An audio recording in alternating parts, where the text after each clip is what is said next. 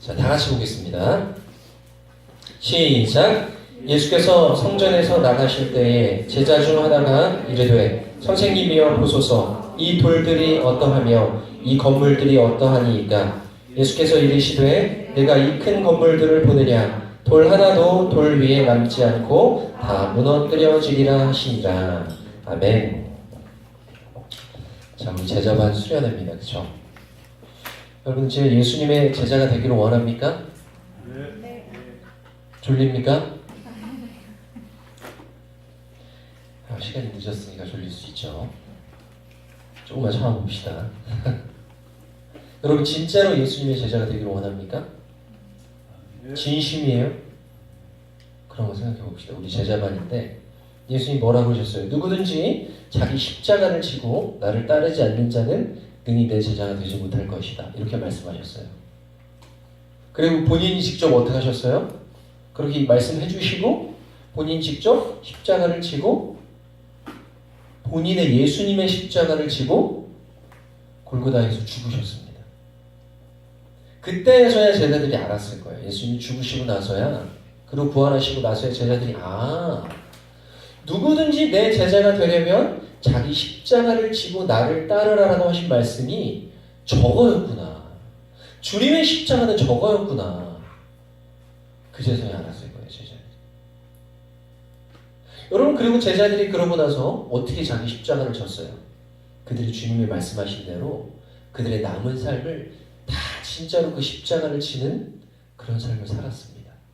여러분, 그러니까 예수님의 제자가 된다는 얘기는 그냥 예수님 믿고 예배당 와서 예배드리고 즐겁게 찬양하고 행복하게 살아가고 마음에 세상이 줄 수 없는 평안을 누리면서 즐겁게 살아가는 그 정도 수준의 일이 아니라는 거예요. 사실은 예수님이 원래 말씀하셨던 그 예수님의 제자, 나를 따라와라, 내가 너희를 사람을 낳는 어부가 되게 하겠다, 그렇게 말씀하셨는데 거기서 주님을 따라가겠습니다 하고 제자로 따라간다는 얘기는 그냥 예수님 쫓아다니면서 보리떡 5개 물고기 2마리 맛있게 먹고 또 예수님 막 풍랑인데도 잔잔하라 해서 잔잔해지고 와 너무 좋다, 예수님 따라다니까 너무 좋다, 굶을 일이 없네, 그쵸? 무한리필이잖아. 보리떡 무한리필, 물고기 무한리필. 와 굶을 일은 없겠구나. 와 풍랑이는 바다에 빠져 죽을 일은 없네. 병 막 걸려서 예수님 낫게요. 병 걸릴 일은 없네. 나사로 죽었는데 살아나게 해주셔. 와 잘하면 영원히 살겠네. 여러분, 그런 수준의 유치한 신앙이 사실 아니라는 걸 본인의 몸을 통해 보여주신 거예요. 본인의 몸을 통해. 예수님의 제자가 된다, 예수님을 믿는다, 예수님께 나 인생을 드린다. 여러분, 이거에 대해서 다시 한번 우리의 생각과 우리의 마음과 각오를 정리하고 정돈할 필요가 있습니다. 그런 의미에서 예수님을 그렇게 따르지 못하고 하나님을 믿는다고 하면서도 하나님을 올바르게 따르지 못해서 넘어지고 실패했던 모습을 오늘의 말씀을 통해 한번 보려고요. 성경에는 하나님 말씀 따라 순종해서 잘 된 사람들도 있지만 거역하고 순종하지 않아서 망한 사람들도 많습니다. 오늘 말씀을 통해 우리가 한번 진정한 교회, 진정한 신앙이 무엇인지를 한번 같이 생각해 봤으면 좋겠어요. 자, 오늘 본문에 보면 예수님이 성전에 나가시는 중이었습니다. 제자들이랑 같이. 성전에 이제 예수님이 예루살렘에 입성하셔서 그 예루살렘 안에서 활동하시다가 오늘 본문에 보면은 제자들과 같이 성전에 들어갔다가 나오시는 중이었어요. 그런데 제자 중 하나가 물어봅니다. 선생님이여 보소서 이 돌들이 어떠하며 이 건물들이 어떻습니까? 라고 물어봤어요. 왜 이렇게 물어봤을까요? 왜 이런 질문을 했을까요? 이 돌들 어떻습니까? 이렇게 물어봤을 때는 왜 그렇게 물어보는 거예요? 친구가 왔습니다. 우리 수영록에 왔어요. 야 봐봐, 우리 수영록이 어때? 그러면 여러분 뭘 기대해요? 야 생각보다 작다. 야 얘도 그냥 그런데? 여러분 이런 걸 기대합니까? 친구가 와서 야 우리 수영록이 어때? 그러면 야 진짜 멋있다, 담임목사님 말씀도 너무 좋고 예배가 너무 좋다, 이런 반응을 좀 기대하는 거잖아요. 그렇죠? 예수님의 제자들이 다 유대인들이었단 말이에요. 그리고 비록 로마의 식민지였지만 이 유대인들이 정말 자랑스럽게 생각하는 것 중에 하나가 예루살렘에 있는 이 성전이었어요. 성전. 이 예루살렘에 있는 성전은 원래 처음에 누가 지었어요? 구약시대에 누가 지었습니까? 이 정도는 알겠지. 누가 지었습니까? 솔로몬이 지었죠. 그 전에는 광야에서 하나님의 언약궤를 만들고 여러 가지 성전 기물을 만들었지만 광야에서의 그 성전은 천막이었어요. 천막. 언제든지 걷어서 이동하고 다시 이동하면 천막을 설치하고 거기에 하나님의 법궤와 또 분향단과 뭐 여러 가지를 설치하는 이동식 성전이었는데 다윗이 하나님께 하나님 제가 성전을 짓고 싶습니다. 그래서 하나님이 다윗한테 솔로몬을 되게 지으셨잖아요. 그렇죠? 그래서 그 솔로몬 성전은 정말 아름다운 건물이었고 화려한 건물이었는데 이 성전이 어떻게 됩니까? 기원전 586년에 바벨론의 침공에 의해서 완전히 무너지고 성전 안에 있는 모든 금으로 된 기물이 다 뺏긴단 말이에요. 물론 나중에 이제 좀 돌려주긴 하지만 근데 이 무너진 성전이 나중에 스룹바벨에 의해서 재건이 됩니다. 그런데 그 재건된 성전은 되게 초라한 성전이었어요. 이스라엘이 어려웠기 때문에. 그런데 지금 이 예수님이 보고 계신 제자들과 보고 계신 이 성전은 뭐냐면은 헤롯 대왕이라는 사람이 짓기 시작한 성전이었어요. 거의 46년 동안 지었는데 아직 예수님 때도 완전히 완공이 되지는 않았습니다. 그런데 이 헤롯 대왕이 에돔 사람 출신이거든요. 그러니까 이스라엘 백성들은 야 어떻게 이방인이 물론 완전 이방인은 우리 혈육이지만 에돔은 이방인이잖아요. 어떻게 이방인이 이 이스라엘의 왕이 될 수가 있냐 이러면서 이 헤롯을 인정하지 않았어요. 그래서 헤롯이 이스라엘 사람들 마음을 얻기 위해 어마어마한 돈을 들여서 건축을 한 거예요. 그 초라했던 스룹바벨 성전을 완전히 땅도 넓히고 어마어마하게 건물을 지었어요. 기록에 의하면 이 성전 건물이 너무 휘황찬란하고 엄청난 성전이라서 그 외국인들이 이 이스라엘 땅에 왔다가 그 성전을 보면은 내가 소문으로는 들었지만 이렇게 엄청날 줄은 몰랐다. 이렇게 놀랄 정도로 화려한 건물이었습니다. 온갖 비싼 재료들을 다 사용했고요. 특별히 이 성전 지붕을 엄청난 정면에 엄청나게 커다란 대리석을 새하얀 대리석을 해놔가지고 이 태양이 비치는 반짝반짝한 날에 그 성전을 눈이 부셨대요. 게다가 성전 벽은 다 금으로 싸가지고 반짝반짝한 거예요. 온 성전이 어마어마하게 크죠. 엄청난 돌들 대리석을 쌓았죠. 벽은 다 금으로 입혀놨죠. 얼마나 화려했겠어요. 그러니까 이 제자들이 예수님의 제자들이 예수님한테 딱 이렇게 성전을 들어갔다가 나오면서 이 성전을 딱 보니까 그 막 엄청난 모습의 그 웅장한 건물이잖아요. 역시 우리 민족의 자랑이에요 성전. 이러면서 예수님한테 주님 이거 어떻습니까? 이 성전 어때요? 이렇게 약간 자랑하는 느낌으로 여쭤보고요. 어떻게 생각하십니까? 한마디로 좀 이렇게 평가를 해주시죠. 이런 거예요. 근데 예수님이 그렇게 자랑스러워하는데 뭐라고 하신 거예요? 2절 예수께서 이르시되 읽어볼까요? 시작! 내가 예수께서 이르시되 내가 이 큰 건물들을 보느냐 돌 하나도 돌 위에 남지 않고 다 무너뜨려지리라 하시니라. 완전 갑분싸 되겠죠. 그렇죠? 막 기분 좋아가지고 어떻습니까? 근데 돌 하나도 돌이 하나도 다 무너질 거야. 분위기가 어떻겠어요? 완전 갑분싸 되겠죠. 갑분싸. 갑자기 분위기가 싸해진다. 그렇게 되겠죠. 예수님 왜 그렇게 말씀하실까요? 성전은 하나님을 예배하는 곳이고 성전은 하나님께 제사 지내는 거룩한 곳인데 왜 예수님은 그 성전에 대해 그렇게까지 심한 말을 하셨을까요? 여러분 사실은 왜 예수님이 유대인들한테 공격받은 줄 아세요? 이런 말씀 때문에 유대인들이 공격받은 거예요. 저자가 이 거룩한 성전을 향해 함부로 얘기했다. 성전 무너지면 3일 만에 내가 다시 짓겠다. 무너뜨려봐라. 3일 만에 짓겠다. 뭔 소리야? 지금 46년 동안 지은 건물을 3일 만에 어떻게 지어? 저자가 저 예수라는 자가 이 성전 우리가 거룩하게 여기는 이 건물을 향해 함부로 얘기했다. 이러면서 예수는 비방한 거예요. 근데 예수님 오늘 뭐래요? 돌 하나도 돌이 않고 다 무너질 거래요. 왜 그렇게 말씀하셨는지 우리가 말씀을 통해 명확한 원인과 그 결과를 알고 있어야 됩니다. 자, 이 성전에 대해 이야기할 때 빠질 수 없는 사람들이 누구냐면은 제사장들, 그 다음에 사두개인들, 서기관들, 바리새인들 이런 사람들이에요. 왜냐하면 그 당시에 이 성전을 관리하던 사람들은 제사장들이었습니다. 제사장. 근데 제사장 그룹이 있어요. 제사장 그룹. 혈통과 이 레위의 혈통들이 있는 제사장 그룹이 있어요. 많아요. 근데 그 그룹, 제사장 그룹 중에 어떤 사람은 또 서기관이면서 제사장 핏줄이고, 또 어떤 사람은 사두개인이면서 또 제사장 쪽이랑 연결돼 있고. 그러니까 제사장, 서기관, 사두개인, 그다음에 조금 더 멀리 간 바리새인, 이 사람들이 다 어떤 비슷한 그룹들인 거예요. 근데 이 제사장이라는 사람들이 성전을 관리하고 이 성전의 전반적인 것들을 운영하던 사람들입니다. 서기관도 그렇고요. 자, 우리가 23장의 내용을 좀 더 명확하게 알기 위해서는 12장을 볼 필요가 있어요. 12장. 여기저기 좀 찾아볼 테니까 잘 따라오셔야 됩니다. 자, 12장. 어디를 보냐면은 28절 한번 보세요. 28절. 눈으로 따라오세요. 18절부터 볼까요? 아니다. 그 앞에부터 봅시다. 13절부터 봅시다. 13절 눈으로 따라오세요. 13절에 보면은 그들이 예수의 말씀을 책잡으려 하여 바리새인과 헤롯 땅 중에 한 사람을 보내며 이르되 선생님, 가이사에게 세금을 바치는 게 옳습니까? 안 바치는 게 옳습니까? 이렇게 얘기했어요. 자, 카이사르에게 세금을 바치는 게 옳습니까? 안 바치는 게 세금을 바쳐라 그러면은 유대 민족의 반역자가 되는 거예요. 그 당시 로마는 카이사르가 로마 황제였잖아요. 로마는 약간 일본처럼 우리나라를 압제하던 그런 존재였거든요.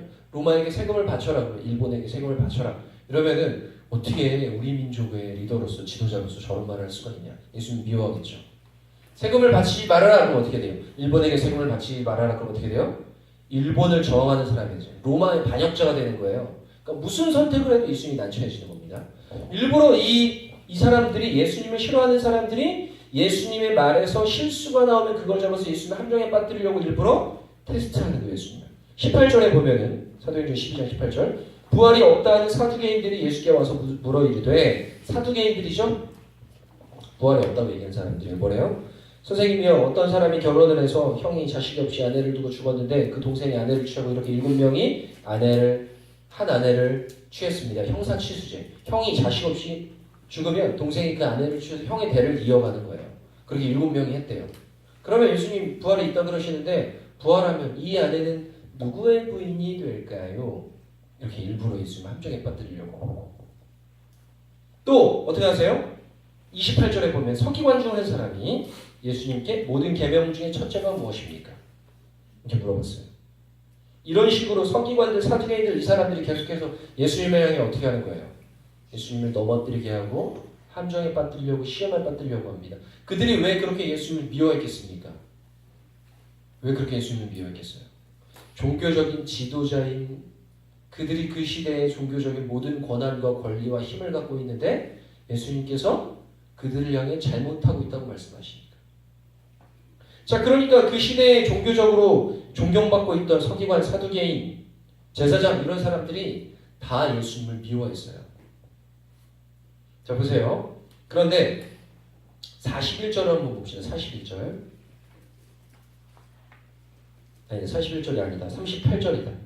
자, 38절, 39절, 40절 한번 읽어보겠습니다. 시작! 예수께서 가르치실 때 이르시되 긴 옷을 입고 다니는 것과 시장에서 보답받는 것과 회당의 높은 자리와 잔치의 윗자리를 원하는 서기관들을 삼가라. 그들은 과부의 가산을 삼키며 외식으로 길게 기도하는 자니 그 받는 판결이 더욱 중하리라 하시니.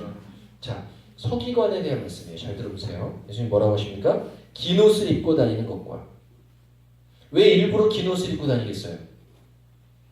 딱 봤을 때 비주얼이 굉장히 거룩해 보이거든. 그래서 일부러 옷수를 더 길게 하고 옷 끝에 수를 요란하게 달아서 굉장히 거룩해 보이려고 하는 그런 겉모습을 갖고 있었단 말이에요. 그리고 시장을 일부러 돌아다니면서 아유, 안녕하십니까 우리 서기관님 이렇게 인사받는 걸 좋아하는 그 서기관들을 삼가래요. 자, 회당의 높은 자리와 잔치의 윗자리를 원하는 서기관들을 삼가라. 교만한 거죠. 높아지길 원하는 거죠. 자, 여기까지는 이해가 됩니다. 그런데 그 밑에 그 다음 보세요. 그들은 40절을 보세요. 그들은 과부의 가산을 삼키며 외식으로 길게 기도하는 자니 그 받는 판결이 더욱 중하리라. 자, 과부의 가산을 삼킨대요. 이건 뭡니까? 여러분, 그 당시에 가장 사회적으로 어려운 하층민이 누구였어요? 그래서 하나님이 이 사람들은 잘 도와줘라 하는 사람들이 누구였어요? 고아와 과부, 나그네 이런 사람들이었어요. 고아는 왜 그래요? 부모가 없으니까. 근데 어린아이잖아. 자기 힘으로 먹고 살 수가 없잖아요. 그렇죠? 과부도 마찬가지입니다. 그 당시 여성들은 경제활동을 하는 것이 굉장히 어려웠기 때문에 남편이 일찍 죽으면 그 여성은 정말 힘들어지는 거예요. 먹고 살기가. 그래서 구약성경 룻을 보면 어떻게 해요? 밭에서 막 추수하고 남은 걸 가서 찌끄레기 줍잖아. 그렇게 비참해진단 말이에요. 남편 일찍 죽으면. 나그네는 집을 떠나서 온 사람들이니까 그 지역에서 힘이 없잖아요. 먹고 살 것도 막막하고. 자, 그런데 보세요. 서기관들, 이 사람들이 과부의 가산을 삼킨대요. 이거는 무슨 말입니까? 여러분 성경에서 이런 거 본 적 있어요? 서기관들이 과부의 집을 탈탈탈탈 털었더라. 그런 구절 있습니까? 윗자리를 좋아하는 거, 시장에서 문안받는 걸 좋아하는 건 맞아요. 그런데 과부의 가산을 삼킨다는 얘기는 도대체 무슨 말일까요? 이거 생각해 본 적 있습니까? 자, 제가 처음에 얘기했어요. 서기관들이 누구랑 같은 그룹이라고요?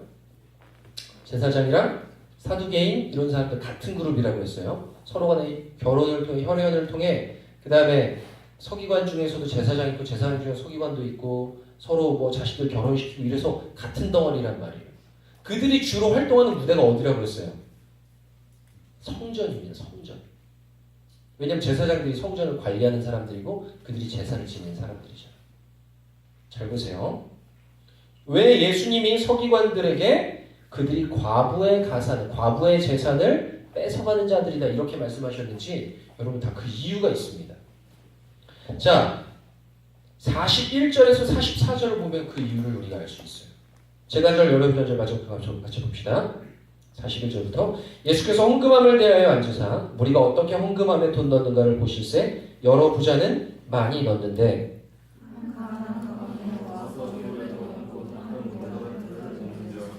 예수께서 제자들을 불러다가 이르시되 내가 진실로 너에게 이르노니 이 가난한 과부는 헌금함에 넣는 모든 사람보다 많이 넣었도다. 그들은 다 그 풍족한 중에서 넣었거니와 이 과부는 그 가난한 중에서 자기의 모든 소유 곧 생활비 전부를 넣었느니라 하시니라. 이건 유명한 구절이죠. 그렇죠? 과부의 두 렙돈. 자, 기록에 의하면은 이 성전에는요. 이 헌금통이 13개가 쫘라락 있어야 돼요. 쫘라락 13개가. 근데 이 헌금통이 뭐로 되어 있냐면은 약간 이렇게 나팔 모양으로 생겨서 금속으로 된 통이에요. 그러니까 입구도 넓고 이렇게 좁아지면서 밑에 이 금속으로 된 통이 있는 거예요. 근데 그 당시 화폐가 다 뭡니까? 동전이잖아요. 동전. 동전이니까 이걸 땡그랑 넣으면은 김상민 방금 100원 넣었다. 이게 다 아는 거예요. 13개 통이 들어있는데 동전을 넣는 순간 금속으로 되어 있으니까 땡그랑 이렇게 울리잖아요. 근데 갑자기 누가 도훈이가 와가지고 2만원 주머니 들고 와서 짤짤짤짤짤짤짤짤짤짤짤짤짤짤 김도훈 장난 헌금 엄청 많이 해. 이렇게 되는 거예요. 사람들이 쫙 보고 있는 거 헌금하는 걸. 그걸 예수님과 제자들이 같이 보고 있는 거예요. 그런데 많은 사람들이 거기다가 땡그랑 정정정정정정정 오 부정 엄청 먹는데 다 보고 있는데 예수님이 그걸 보다가 뭐라고 하시는 거예요?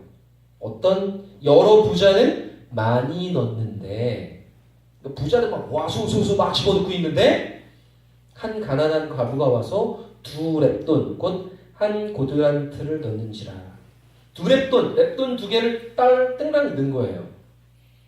딱 저 과부 2렙돈 넣네. 딱 보고 아는 거죠.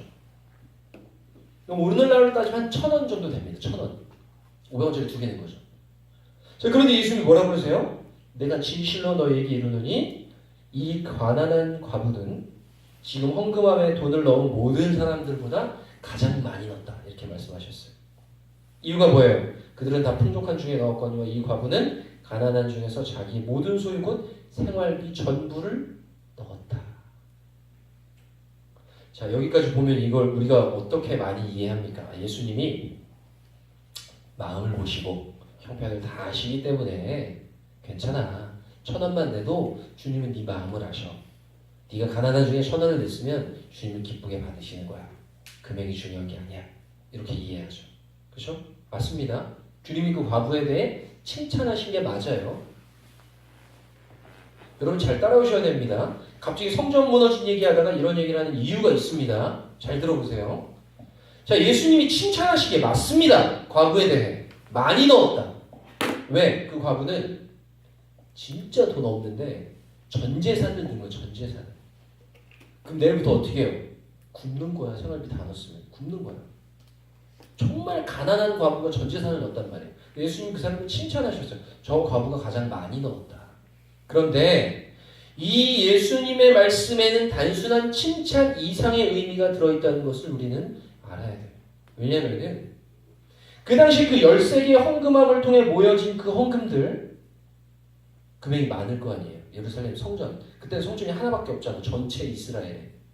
거기서 모여진 헌금들을 다 모아다가 어떻게 했냐면은 성전이 무너지거나 비가 새거나 기둥이 낡으면은 그걸 고친단 말이에요. 또 그 중에 일부를 반드시 따로 모아서 고아와 과부와 가난한 사람들을 도와주는데 사용했단 말이에요. 그런데 이 역사적인 기록에 의하면 성전을 관리하는 제사장과 서기관들, 사두개인들 이런 사람들이 어떻게 했냐면은 이 헌금을 모아다가 자기네 마음대로 쓴 거예요. 자기들의 배를 불린 거예요.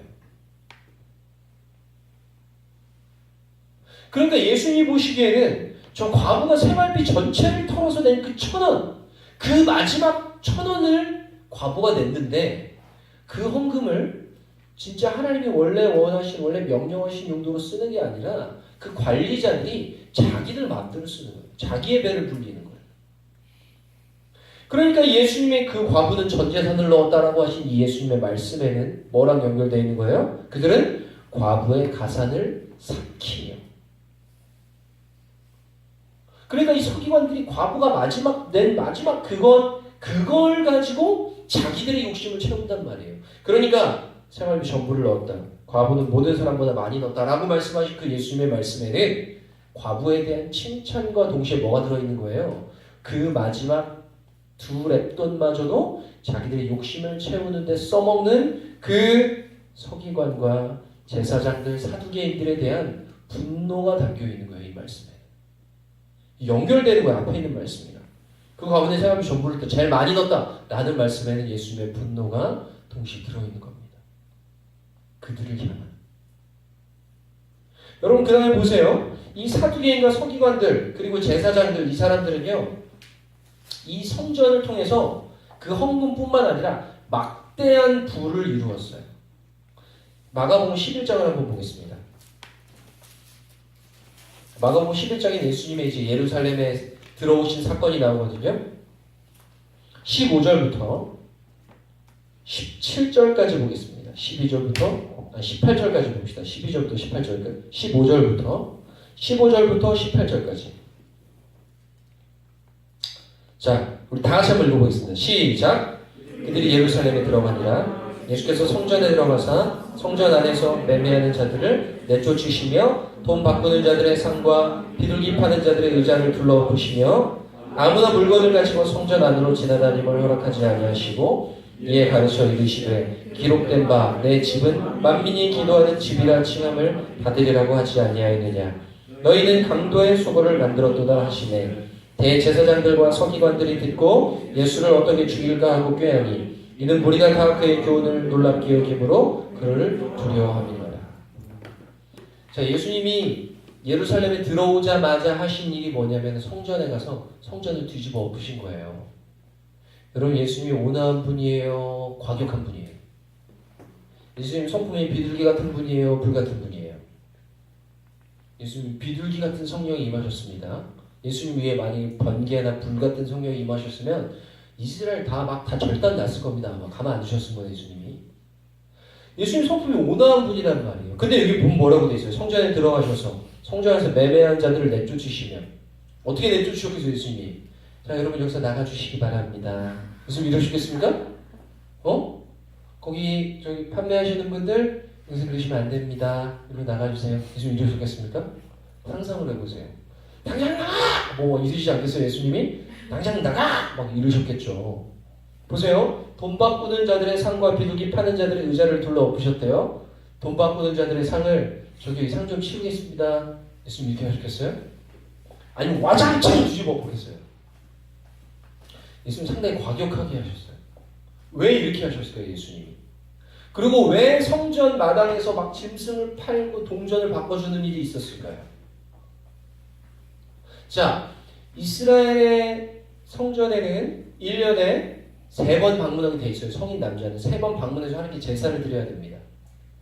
그런데 그럴 때마다 짐승을 갖고 오게 돼 있어요. 근데 생각해 보세요. 이 이스라엘 땅이 거의 우리나라 한 강원도 정도 크기가 되는데 한 몇십 킬로미터로 오는데 집에서 괜찮은 소를 하나 이렇게 챙겨가지고 오늘 내가 드릴 재물은 너다. 미안하다. 그리고 걔를 데리고 성전에 오면은 얼마나 얘 데리고 가는 게 힘들어요. 나 혼자 가기도 힘든데 똥 싸지, 오줌 싸지, 가다가 뭐 풀 뜯어먹지, 물 마시지, 얼마나 힘들어요. 그러니까 어떻게 하는 거예요? 제사를 드리는데 집에서 데리고 오지 않고 성전 마당에서 파는 소를 사서 걔를 제사를 드리는 거예요. 그리고 동전은 왜 동전 바꿔주냐?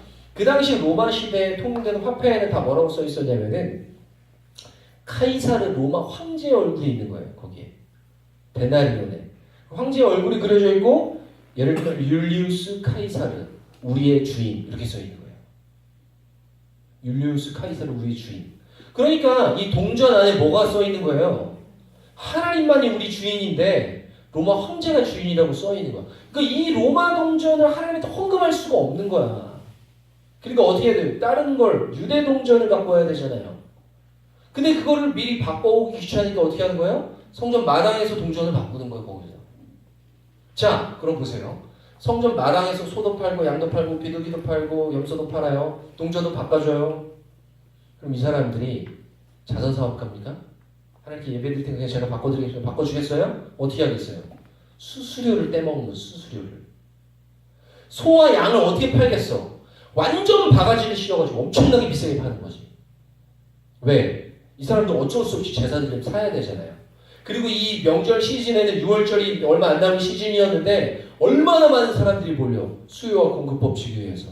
수요는 많아. 공급은 제한돼 있어. 그러니까 이 소와 양과 염소 가격이 막 어마어마하게 비싸지는 거예요. 동전 막 바꿔주면 수수료 엄청 떼먹는 거예요. 근데 이걸 어디서 했다고? 성전 마당에서 했다고. 그러면 성전 관리자가 누굽니까? 성전 관리하는 사람들이 누구예요? 제사장과 사두개, 서기관 이 사람들이라고 그랬죠. 그 자리값을 어떻게 받았겠습니까? 이 사람들이 성전 마당 빌려주는 대가로 짐승 팔게 하는 대가로 자리세를 어마어마하게 받고 이 사람들은 그 자리세 내고 오는 이 예배드리는 사람들한테 엄청나게 바가지 씌우고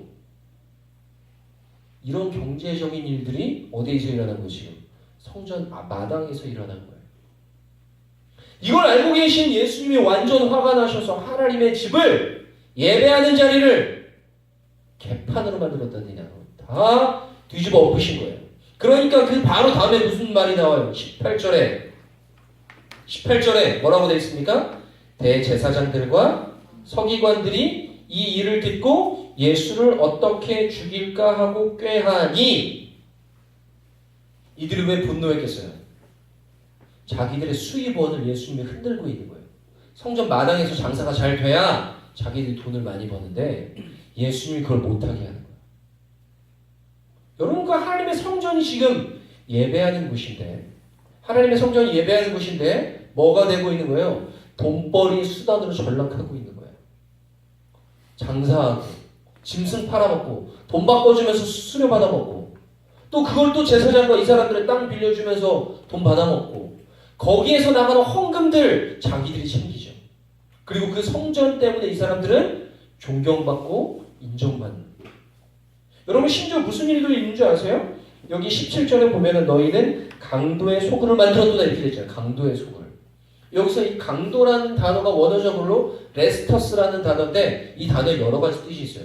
야, 돈 내놔. 이런 강도도 있지만 다른 뜻이 뭐냐면은 혁명가나 그리고 선동가들 있죠. 혁명가라는 의미도 있어요. 그러니까 이 혁명가라는 의미로 보면 어떻게 한 거예요? 성전 안에서 사람들이 많이 모이잖아요. 남들이 엄청나게 모이잖아요. 그때 거기서 사람들에게 정치적인 것들을 막 전하는 거예요. 그러면서 로마의 합제에 우리 들고 일어나야 된다. 내버려 두면 안 된다. 우리가 뒤집어 엎어야 된다. 들고 일어나는 선동가들, 혁명가들이 성전 안에서 활동하고 있는 거예요. 여러분 보세요. 이 성전 뭐 하기 위해 지었습니까? 예배하기 위해 지었죠. 제사 지내기 위해 지었죠. 그러니 성전에서 무슨 일이 일어나고 있는 거예요? 종교적인 지도자라고 하는 사람들은 자기들의 욕구를 위해 그 성전을 이용하죠. 그 성전을 등에 업고 존경을 받죠. 또 어떤 사람들이 성전을 정치적인 선동의 도구로 사용해서 거기에 모이는 남자들에게 막 정치적으로 사람들을 선동하고 설득하고 막 이야기하는 거예요. 어떤 사람들은 거기를 경제적인 장사판으로 써먹는 거예요. 여러분, 이 성전을 방문하는 유대인들, 예배하기 위해 오는 사람들은 자기들이 멀리서 정성껏 사오는 게 귀찮으니까 와서 편하게 돈 주고 짐승 사가지고 바치고, 동전 거기서 바꿔가지고 하나님한테 바치는 거예요. 그런 식으로 성의 없는 예배가 드려지고 있는 거예요. 여러분, 하나님이 이 성전을 봤을 때 어떤 느낌이 드셨겠습니까?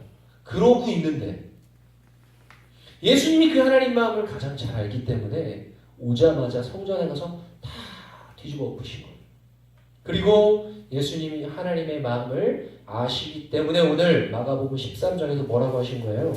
그렇게 엉망진창이 되어 있는 그 성전, 겉보기에는 진짜 화려하고 어마어마하지만 그거 다 무너질 거예요. 여러분, 하나님은 절대로 그런 거 아까워하는 분 아닙니다. 그 어마어마한 대리석, 세상에 하나밖에 없는 대리석인데 그 진짜 비싼 건데 그런 거 아까워하실 것 같아요, 하나님이? 그 벽에 다 금 발랐는데 그 금이 얼마치인데 그게 그거 아까우실 것 같아요, 하나님이? 예수님이 뭐라고 하시나요? 가차없이 돌 하나도 돌 위에 안 남고 다 무너질 거다 이거, 이렇게 말씀하셨습니다. 여러분, 그 성전 어떻게 됐습니까? 그때가 아마도 AD 기원 후 29년에서 33년 요 사이일 거예요. 그때가. 그런데 기원 후 70년에 티투스가, 원래 이 로마인들이 유대인들을 그래도 봐줬거든. 계속 봐줬단 말이에요. 사람들이 성질이 좀 드세잖아요. 유대 사람들이 막 로마 막 개기고 막 그렇지만 로마가 상당히 봐줬는데 계속해서 분란을 일으키고 문제를 일으키니까 안 되겠다. 이거 이스라엘 자치권을, 헤롯이나 왕을 통해 스스로 자치권을 허락해주더니 안 되겠다. 그리고 로마 군대가 쳐들어왔어요. 그때 원래 베스파시안이랑 그 아들 티투스가 같이 쳐들어왔어요. 근데 이 로마 중앙의 황제가 막 죽고, 그때 막 갈바, 그 밑에 여러 황제들이 막 1년, 2년 사이 막 죽어나가는 때거든. 그러니까 이 베스파시안이 이 유대 전쟁을 아들 티투스한테 맡기고 자기는 본국으로 가서 황제가 됐어요, 베스파시안. 그때 이제 아들 티투스가 남아서 AD 70년에 끝까지 방어하고 있던 예루살렘을 함락시킨 거예요. 여러분, 원래 예루살렘 일대에 나무가 많았습니다. 근데 이 티투스가 이거를 무너뜨리는 공성병기를 만들려고 나무를 싹 빼버렸어요. 그래서 사마크가 굉장히 빨리 진행됐습니다. 그 지역이. 이 예루살렘이 함락됐어요. 근데 그 티투스의 말이 뭐였냐면은 예루살렘 성전 그건 건드리지 마라. 왜냐면 거기 함락하고 나면 그 땅은 누구 땅이에요? 로마 땅이 되잖아. 근데 그 어마어마한 건물은 완전 훌륭한 건물이죠. 훌륭한 문화재잖아. 로마의 재산이잖아. 그래서 이 티투스가, 야, 병사들아, 니네들 안에 쳐들어가더라도 그 성전은 건드리지 마라. 건드리지 마라. 그건 로마의 재산이다. 이렇게 건드리지 말라고 했어요. 이 이스라엘 예루살렘 성전이 함락되니까, 성벽이 함락되니까 남은 사람들이, 남은 군사들이 다 성전으로 몰려들었어요. 왜? 그들은 무슨 생각이 있었어? 하나님은 성전에 계시다. 우리와 함께 계시다. 그러므로 이 성전은 끝까지 지킬 수 있을 것이다. 하나님이 지켜주실 것이다. 이런 믿음이 있었어요. 다 성전으로 들어갔어. 거기서 끝까지 버텼어. 근데 보세요. 이 성전 무너뜨리면 안 되잖아.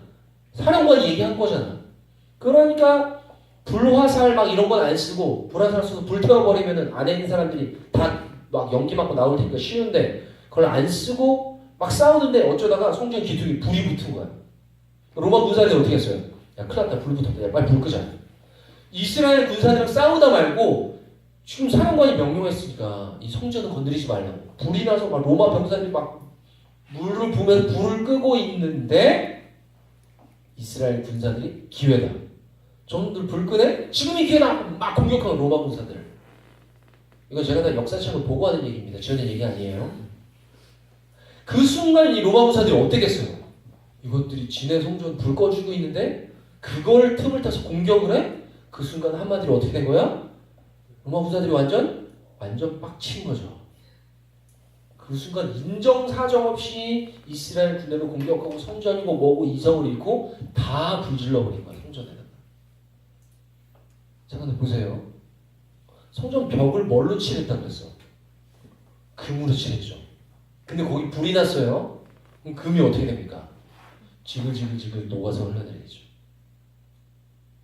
이 전투가 끝나고 나서 성전은 완전 다 불타버렸고 이스라엘은 다 죽은 거예요. 거기서 이스라엘 군사들, 남은 군사들.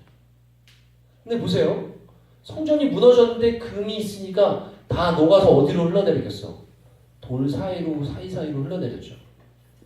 그래서 그 점령한 로마 군사들이 돌멩이 하나하나 들어서 금 긁고 버리고 또 하나 들어서 금 긁어내고 버리고 예수님이 돌 하나도 돌 위에 남지 않고 다 무너지라는 말씀이 그렇게 이루어진 거예요. 모든 돌을 다 하나씩 들어서 금을 긁어내고 버리니까 돌 하나도 돌 위에 안 남게 되고 완전 무너진 거예요. 그때 마지막으로 남아있는 게 성전도 아니고 성전을 둘러싸고 있던 성벽의 일부만 지금 남아있습니다. 거기 통곡의 벽이라고 이스라엘에서 우리 마지막 영광의 흔적이다. 그리고 성전은 역사상 완전히 그냥 사라져버렸습니다. 없어졌어요. 지금까지. 여러분 이게 뭘 의미합니까? 이게 뭘 의미해요? 왜 하나님을 예배하는 그 건물, 정말 아름답고 정성 들여서 많은 돈을 들여서 지은 그 건물을 하나도 아까워하지 않으시고 다 불타도록 내버려 두셨겠어요? 왜 그랬겠어요, 하나님이? 여러분 하나님 앞에서 그 건물 따위는 사실 별로 중요한 게 아니에요. 초가집에서 예배를 드리든 거대한 데서 예배를 드리든 하나도 안 중요한 거야, 하나님한테는. 그러니까 광야에서 그 천막에다가 성전을 차리라고 하셨죠. 하나님 뭐가 중요한 거예요? 성전이 중요한 게 아니라 그 성전 안에서 예배하는 자들의 중심이 하나님은 정말 중요한 거예요. 그런데 이 시대에, 예수님의 시대에 그 성전 안에서 진실되게 하나님을 예배하고 진실되게 하나님을 사랑하는 사람들이 거의 없었던 겁니다. 그래서 하나님은요, 그런 빈 껍데기밖에 없는 성전, 겉은 화려한데 그 안에는 온갖 악한 일들이, 그 성전을 등에 업고 이 제사장들, 사두개인들, 다 서기관들 다 자기의 이익을 추구하고, 백성들은 그것도 모르고 가서 정성도 없는 예물이나 고수 사가지고 대충 드리고 거기서 장사나 하는 이 건물 하나도 안 아까워하신 거예요. 그래서 오늘 예수님은 이 건물들을 돌 하나도 돌 위에 남지 않고 다 무너질 거다 라고 말씀하신 거예요. 여러분 이 성전이 무너진 이스라엘의 역사는 사실은 굉장히 비참한 역사입니다. 하나님이 이스라엘 백성을 너무 사랑해서 율법을 주시고 성전을 짓게 하신 거거든요. 정말 이스라엘 백성들은 다른 민족에게 없는 놀라운 은혜를 경험한 거예요. 이 사람들은. 근데 하나님이 주신 그 은혜들을 지키지 못하고 하나님을 향한 사랑의 마음과 온전한 마음을 지키지 못하고 그들이 완전히 타락하고 엉뚱한 짓 하니까 어떻게 된 거예요? 그들이 가지고 있던 마지막 보물마저도 하나님은 아까워하지 않고 다 무너지게 하신 겁니다. 여러분 우리는 이들의 이러한 비참한 역사가 우리에게 어떠한 도전과 의미를 주는지 기억해야 돼요. 여러분 이스라엘 백성들은 정말 큰 은혜를 입은 민족이었어요. 그러나 그들이 하나님이 주신 그 은혜들을 진정으로 누리지 못하고 하나님 그분을 향한 마음들을 진정으로 지키지 못하기 때문에 이렇게 비참하게 된 거예요. 이스라엘 민족. 그리고 그들에게 주셨던 그 복이 누구한테 온 거예요? 하나님의 선택한 백성이다. 이 약속이 누구한테 온 겁니까? 출애굽기 19장에서 세계가 다 내게 속하였나니 너희가 내 말을 들으면 너희가 내 백성이 되고 모든 민족 중에 제사장 나라가 되고 내 소유가 될 것이다. 하나님의 약속이거든요. 근데 이스라엘 백성 다 끝장났잖아. 다 흩어졌잖아. 그 약속이 누구한테 온 거예요? 예수 그리스도의 은혜를 통해 저와 여러분들에게 온 거예요. 우리에게 온 거예요. 대한민국에도 온 거예요. 이 복음이. 아브라함에게 하신 약속이잖아. 너로 말미암아 모든 민족이 복을 얻을 것이다. 그 약속이 우리 대한민국에까지 온 거예요. 제가 얼마 전에 목자들이랑 요즘에 목자들이랑 책을 읽고 있습니다. 한국교회 처음 이야기 이런 책을 읽고 있어요. 목자들끼리 모여 수요일 날마다. 읽어보면은 한국교회 처음 복음이 들어왔을 때 무슨 일들이 있었는지에 대한 그런 내용이에요. 읽으면 너무 재밌고 한편으로 너무 감사하고 굉장히 감동적인 일들이 많아요. 처음 이 나라에 아무도 예수 믿는 사람들이 없었는데 어떻게 성경이 번역되고 어떻게 성교단에 와서 복음 전하고 한국교회가 시작되었는가.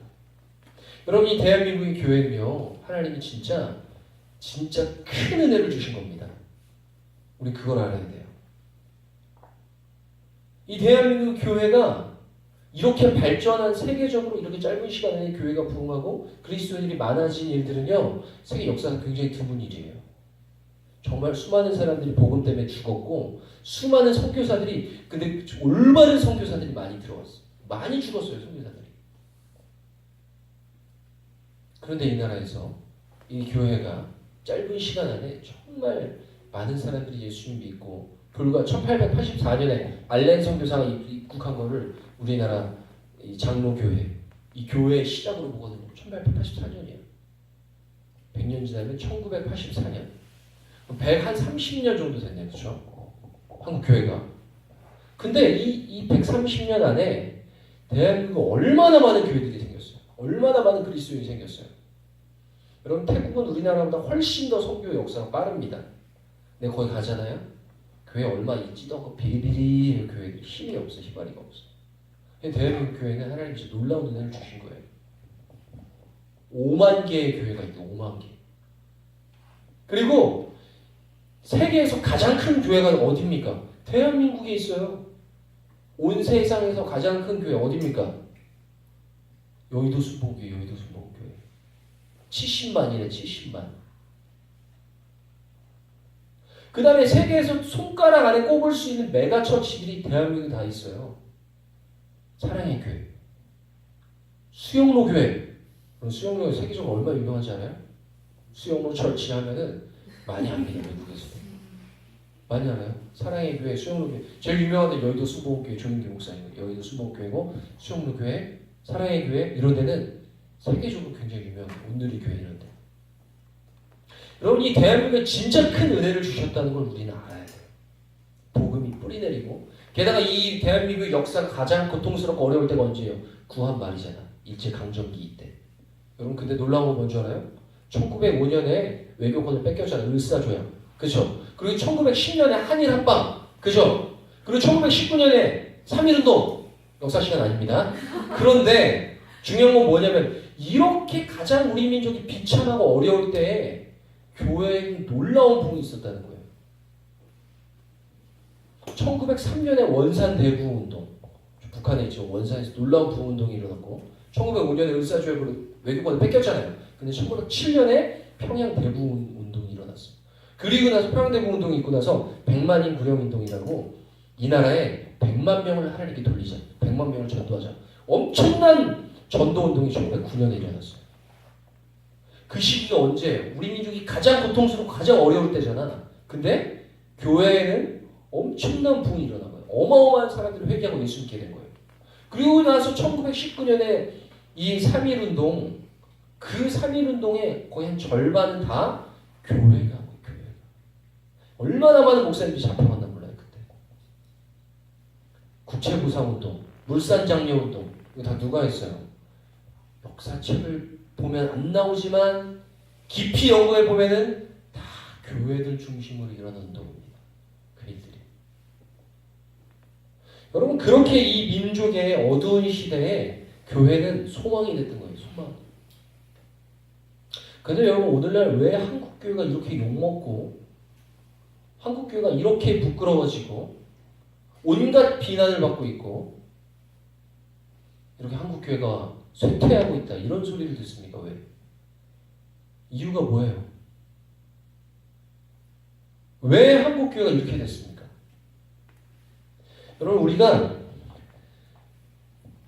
우리가 진짜 지혜롭게 이 상황들을 바라보고 하나님 앞에 정말 회개하고 저와 여러분이 돌이키지 않으면, 여러분 이 시대의 이 청년들 우리가 돌이키지 않으면 대한민국 교회의 미래는 여러분 이 성전과 비슷할 수도 있어요.